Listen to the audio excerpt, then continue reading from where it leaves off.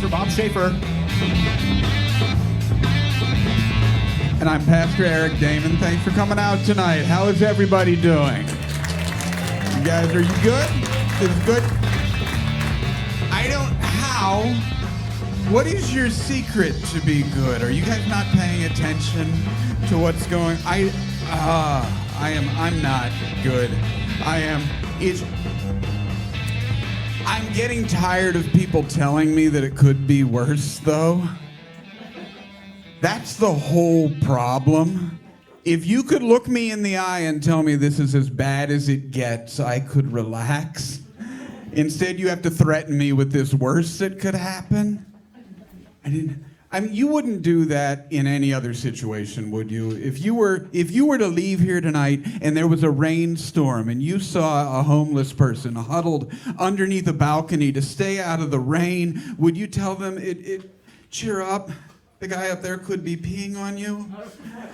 And it doesn't make sense, but well, thank you though, everyone, for coming out. I do not normally introduce myself as Pastor Eric when I take a comedy stage, but this is the Comedians with Pastors Talking Bible, a long name for a podcast. But when you're searching for podcasts that don't have many people watching them, you need a long name so that the algorithm knows what you're actually looking for. By the time you've typed all of those words, the computer knows exactly what you are looking for, and you will find us.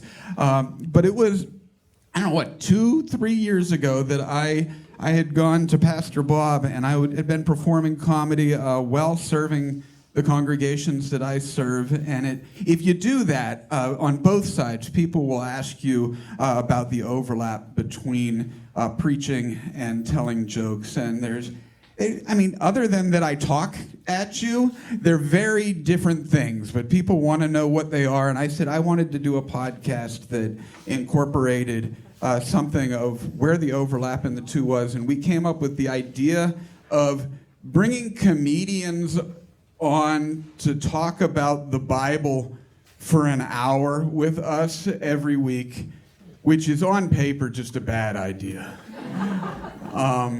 It should have been terrible from the start, but it's actually been really fun. It's every single time we do it, it is always silly.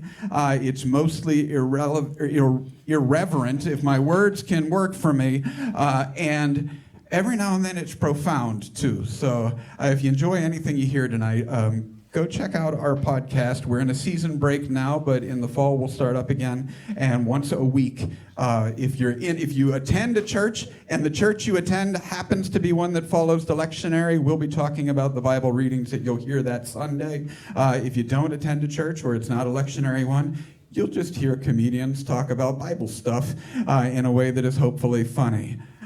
How many of you have been out to a local comedy showcase before? By round of applause. Okay, we got a couple people here. Is anybody here this your first time at a local comedy showcase? We got a couple people. All right, so this is not going to be like a special that you watch on Netflix where we're going to have one person come out. It's going to be nice and edited. No, we're going to have 5 comedians. It's going to be relatively quick. They're going to tell you their jokes, and we'll move on to a next one, and then our headliner will introduce and bring them out for you. You get to decide how much fun you want to have tonight. You can sit there and wait until somebody pulls out the laughter out of you, or you can be ready to laugh and get into a good time. And I think we all need to have some laughter tonight. So I'm going to tell you a couple of jokes that won't be as good as the rest of our comics, and then we'll bring them up and get them to tell jokes. The library has asked me to tell you, because this crowd does look like a more preaching style demographic that I'm used to talking to than a comedy demographic. So you may have to go to the restroom at some point in time during this show. If you do, there is a restroom to that side. There's signage that points you where it goes, and if you go down the stairs, there are another family restroom and a men's and a women's. There's plenty of places to go and do that.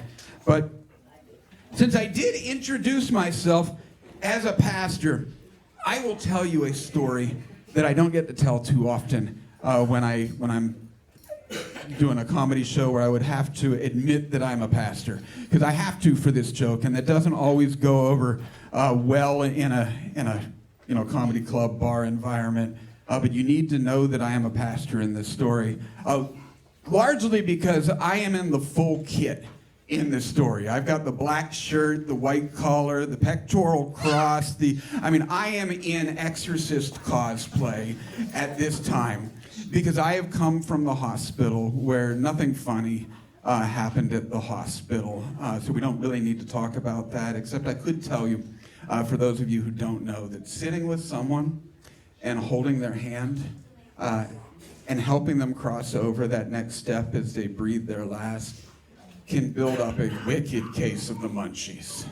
So I needed a snack. Thankfully, from the hospital to my house, there is a gas station about halfway there that sells ginger beer and pizza, everything that I need at this point in time. So I stopped to get in there. It is in the middle of the morning, night, 3 in the morning, whatever we want to call that, as I pull in, and there is a young man back by the beverages doing I'm not good at physical comedy. It's a weasel, a prairie dog. I don't know if he was on mushrooms or acid, but it was a Herculean journey for him to have made it from whatever forest glen or parental basement he was dwelling in to get to this well-lit public place of market. And he hasn't seen me. I know he hasn't seen me, because as I come around the corner, and he looks up and sees me in full-on zombie slayer outfit, he runs towards the door at the exact moment that a state patroller walks in the front door. And I don't know if any of you even believe in Jesus, but it was worth every 6 years that I spent in seminary for that one moment of watching this child do the cost-benefit analysis between jail and hell, where he thought we were going to send him. It was 3 in the morning. Neither of us were actually very concerned, but we did, in a wordless communication between me and this state patroller, decide this is too good of an opportunity to pass up. And we began to walk around the store pretending to shop. And every time he would move, real quick, look at him. I don't know how long we did this, but we did it long enough that the young man working behind the counter lost interest and went back to putting the goods up on the shelves. And some people think we were mean to that kid. I will say this. If I ever show up at a comedy showcase and I hear that story from the other perspective, I will give up preaching. There will be no need for faith anymore. That will be objective proof that there is an all-loving God looking down on me. I will tell you one more, just real quick, street joke style. If you guys know what a street joke is, that is the kinds of jokes that you hear at the family gatherings, at the picnics there's a general format to them. This is a street joke format that I will tell you before I bring up your first comment. Street joke format is, I like my women like I like my coffee. I like my women like I like my coffee. I got pretty good coffee at home. I even have a travel cup if I want to go out somewhere. I can bring it with me. People tell me I could get a fancier coffee if I went somewhere, but then they just put stuff on it that ends up in my beard, and the coffee's not even any better. And I mean, sometimes my coffee will say to me, maybe you should try different coffees. I don't know if I'm the right coffee for you. And I say to my coffee, coffee. I've tried lots of coffee. I started drinking coffee at, frankly, an inappropriately young age. And, I mean, some of them have been like gas station coffees or church basement coffees, which I can't even stomach now. But, I mean, I don't even know if that improves my life. But now that I've had a good coffee, have I just been robbed of the ability to drink a bad coffee? And my coffee says, are you going to make a joke about this conversation? And I say, no, I'll pretend this is about my wife, so nobody knows I'm talking about my coffee. There's a bit more to that, but I think you want to bring up your first comic. This is Abby Elias is coming up. You can catch her every other week on our podcast. This Friday, the Roast of Twilight at next Friday. October 3rd. 2 Fridays from now. Roast of the Moon Show is this Friday. That's at Arcade. Yes. And October 3rd at Mr. Small's Roast of Twilight? Yes, sir. All righty. I'm wonderful at knowing all of the places to tell you to find your comics, but to give a big round of applause for Abby Elias.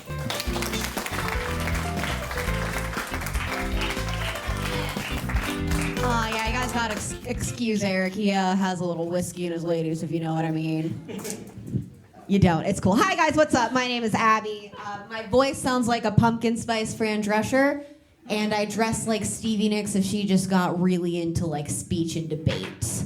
I guess she spent more time at her local library. Give it up for the Monroeville Public Library, by the way, guys. This right here is every comedian's dream. To tell jokes while people are looking at free books and movies. This is like, no one tell Ben Shapiro what's going on. No one tell him. It's cool. How's it going, guys? I love doing this. I love the library so much. I'm a big reader. Is this a big reading crowd? Yeah? It's cool. What is everyone's favorite book? Do you want to share? Jane Austen, Pride and Prejudice. Jane Austen, Pride and Prejudice. I like it. What was your... I like it. Anyone else have another? What do you want to share? Hansel and Gretel. Hansel and Gretel? When was the last time you picked up a book? 25 years ago. 25 years ago you were... Okay, cool. I like it. Hansel and Gretel, cool. Mine is Mary Shelley's Frankenstein. Yeah, thank you. I actually have the same birthday as Mary Shelley, and every year on my birthday, I have this tradition where I go to the bookstore and I buy myself a new copy of Frankenstein.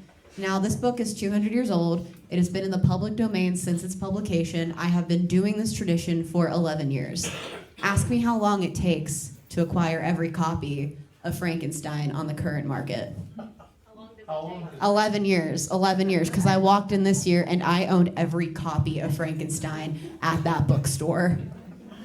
So I pivoted, I picked up Something Wicked This Way Comes by Ray Bradbury and Slaughterhouse-Five by Kurt Vonnegut. Excellent. Thank you. Yeah, I was in the checkout line and there's a 16-year-old girl next to me and she has, and I don't mean to book shame, I think as long as people, especially kids, young people, are reading, even if it's crap, it's still good. Anything except for Mein Kampf, I think they should read. But you guys just saw what I was buying for my birthday out of pleasure. I like to judge. She was buying It Ends With Us by Colleen Hoover.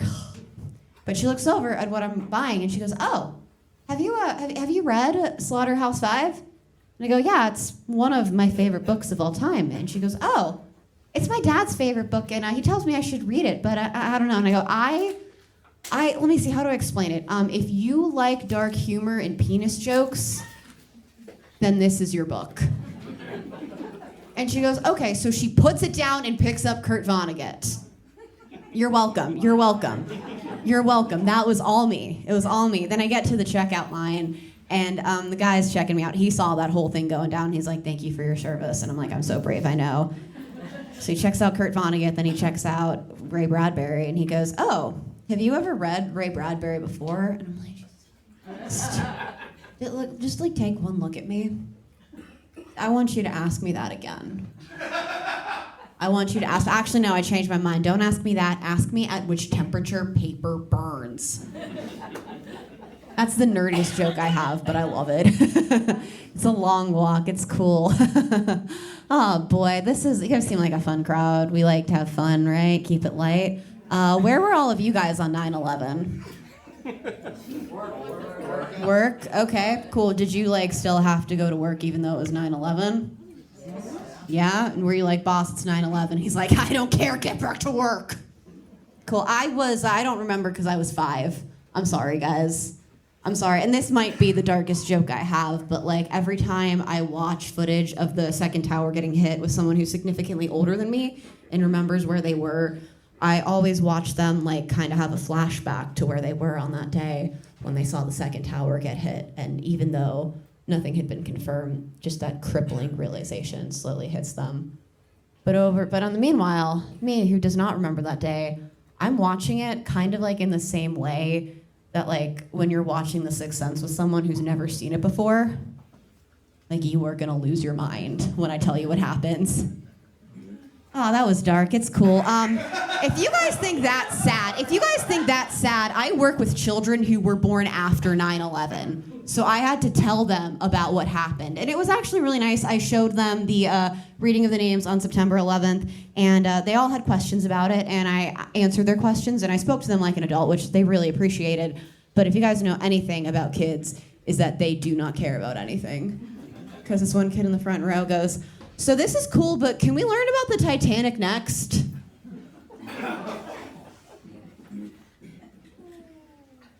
Okay, fine, whatever, you win, it's cool. I'm a teacher, I teach special education, and some people would think that would make me a hero, and they would be correct. But all that means is I am no longer afraid of scary movies. Because you know that movie, Halloween? Yeah, 1978. Some people may watch that and they see Michael Myers as a speechless killer on a murder rampage. I watch it and I see a nonverbal autistic 21-year-old who was failed by the American healthcare system. Because that doctor breaks like 7 violations per film. He's always like, "The evil's out, we need to catch the evil." And I'm like, "Okay, buddy, in my classroom we just call them people. And I'm not saying I can fix Michael Myers, but give me 5 minutes. Give me 5 minutes alone with Michael Myers, and you'll see 1 star in his behavioral chart." Means he can get an extra 5 minutes on the iPad. Like, Michael, put the knife down. I know when teenagers have sex, it makes you have big emotions, but that doesn't mean we can, okay, you're stabbing me? All right, I'll wait. I will wait. You guys have kids? Kids? Okay, cool. No, I'm with you too there, ma'am. I have no kids of my own, but I do have 2 cats and a sourdough starter. So I feel like it's the same, right? Anyone ever mess around with sourdough? Anyone try to get into sourdough? Yeah, how's it? How long have you guys been at it? 2. I'm almost done. How long have you been at it? No, I have a dog and 2 sour. A dog and 2 Oh, you are committed. Regular and whole wheat. Oh my God. Okay, I'm sorry. We gotta like talk after this because I've got notes. Yeah, it is. If you've never messed around with sourdough, basically what you do is that you just get flour and water and you mix that together and you put it in a mason jar and you leave it in your microwave. And somewhere along the line, you play God and create life. And now I can't go on vacation without worrying if my sourdough starter is going to either starve or take over my apartment. It's cool. It's cool. Oh boy. Hi, how we doing? Mid-show check-in. We're here. We're surviving. We're living. We are living. I had a big birthday not too long ago. I turned 29. If you guys, thank you. Thank you. Okay, that's exactly how I feel too. Like it's thank you. Yeah. I am 29. If you do the math, that means I was born in 1996. And I told that to one of my students who was born in 2007. And he goes, "Holy crap. You were born in the 1900s." Well, that's a first. And I just the tone, born in the 1900s. The way he said that makes me think that he thinks I witnessed the assassination of JFK, the assassination of Archduke Franz Ferdinand, and the Ford Bronco chase all before my 4th birthday. And I had to sit him down and be like, "Hey, buddy, listen. I'm not the 1900s that, watch the Nazis occupy Paris. I'm the 1900s that watch Rugrats take Paris on an orange VHS tape." And he goes, "What's a VHS tape? Is that something you lost on the Titanic? When are we going to learn about the Titanic?" All right, I've been Abby Evans. Have a good night.